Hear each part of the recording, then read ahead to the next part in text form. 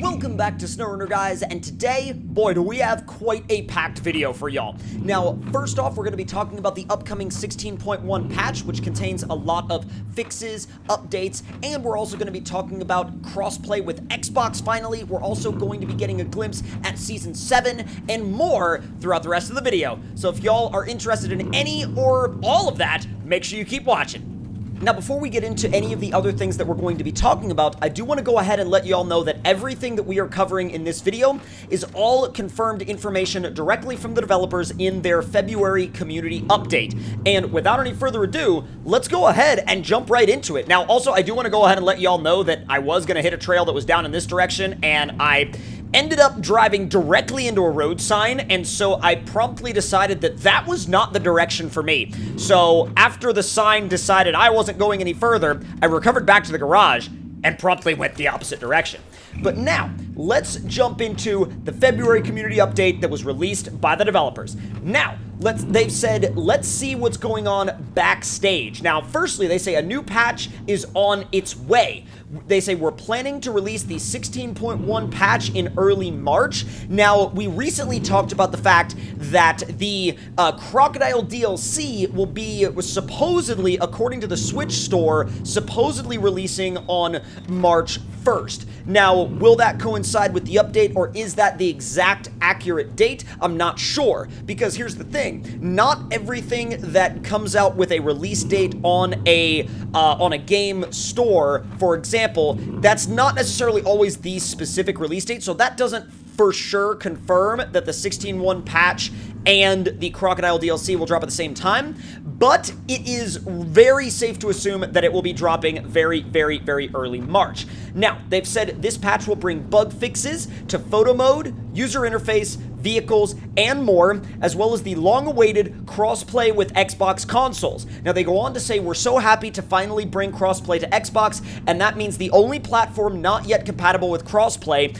is the Nintendo Switch. But don't worry, we're working hard to extend crossplay to Switch as well, which is a tremendous announcement, because if you think about it, what they're actually trying to do here is they're trying to create an entire crossplay environment where essentially SnowRunner can be played together in multiplayer globally on every platform. Now, they're not quite there yet, like they've said, but really, once they release the update that will enable crossplay with Xbox and, of course, you know, PC and PlayStation, they've said right here that they are setting their sights on the Switch, which is honestly pretty incredibly wild to me. And not only is it wild to me, but I'm also mind blown that that's even something that they're attempting. Now, let me know in the comment section down below if you're excited to see either crossplay coming to Xbox confirmed, or if you're even more excited about the fact that they have announced that they are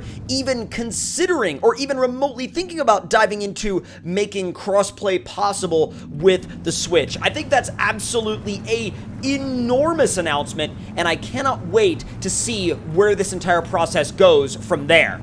Now, up next, we of course need to talk about Season 7, which is called Compete and Conquer, and it is confirmed based in Tennessee. So first of all, right off the bat, that is absolutely incredible, and to see that being confirmed. Now, of course, we had our rumors that we saw from, you know, people that were digging through game files and stuff like that, and we were pretty sure that there was a good chance we were going to Tennessee as the upcoming region, but to see the developers confirm it right here, without a shadow of a doubt, that Tennessee is the region for Season 7, I, for one, could not be happier, and I cannot wait to see what they do with a Tennessee-based environment in SnowRunner. I think that's going to be absolutely incredible. Now, something else very interesting that they shared in this update was this picture right here, with the text underneath it saying, "What do you mean we don't see anything?" Now, obviously, they're showing us kind of the cab corner of a truck, they're showing us a mirror reflection, and you can see the roof of a gas station and a little bit of a garage door. Now, what kind of clues does that give us? Well, we're gonna have to dig deeper to find out. personally, as I look at this picture more and more and more, it seems to me like we're dealing with some kind of heavy-duty cab-over truck, but there's also some people that have been speculating that it could even be a beefier modified loaf, so it really could go any direction. And the odd thing to me is that, sure, that fuel station right there with the tires on top of it looks a lot like fuel stations that we've seen in maps like Michigan before, but here's the thing, the reflection in the mirror does not at all look like any areas that I've personally seen or that I personally remember seeing on any of the base game maps that I've seen before. So there could be a much more mountainous region around the corner in terms of Tennessee, which would make sense considering the fact that Tennessee has the Smoky Mountains, especially where it borders with North Carolina. So even if that's not the main map, there could be, or when I say the main map, I mean the first map in that region. You know, we don't know how many maps are going to be in the Tennessee region yet, but if there is one of those maps that is based more towards the eastern side of Tennessee, then we could definitely be dealing with some properly tall mountains. Now, another important thing to take note of here is they say that Compete and Conquer will take place in Tennessee and will include new vehicles and brand new activities, and as one can guess, there will be competition. Now, they say after that it's still a bit too early for us to disclose more, but you'll soon hear more about this new season. Now, I'm sure that that means that we will be seeing more information about Season 7 coming to the public test server soon, and I will definitely be as on top of that as humanly possible.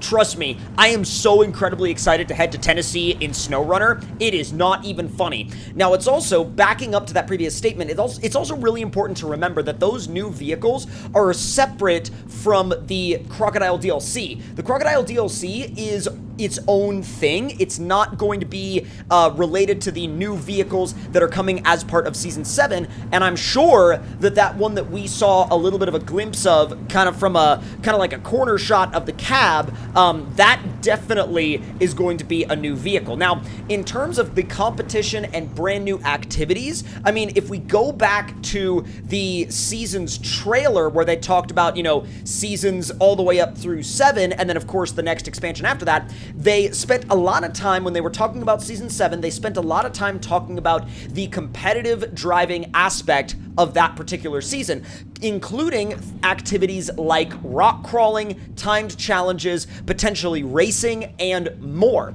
Now, if the developers themselves are doing anything related to rock crawling, that to me screams that they've been looking at maps like the one you're seeing right in front of you right now, which is TNB Trails, which we so happen to be doing some rock crawling on. And I think they've looked at a lot of this stuff and gone, man, we really need some of that in our base game, because honestly, it looks like a blast. And not only does it look like a blast, but people enjoy, you know, trail riding, they enjoy rock crawling, and they really do enjoy competitive driving activities in this game. Now, I'm sure there's going to be people out there that are going to say, well, this is a hauling game, it's a delivering game, it's not a game for competitive driving. And I completely understand that standpoint, because this game was built around the framework of objective-based, you know, delivery-based gameplay, mission-based gameplay. But here's the thing, there are a lot of people that like to engage in competitive driving activities within SnowRunner as a way to take a break from the objective-based gameplay. I know that for myself personally, I love to flip back and forth between both types. Sometimes I like to come out to a map like TNB Trails and go for a chilled out trail ride. Sometimes I like to go to Desert Proving Ground Stage 1 and go Baja racing. And other times I like to revisit the campaign maps that I've already completed and do a little bit of either chill driving or hauling or whatever the case may be.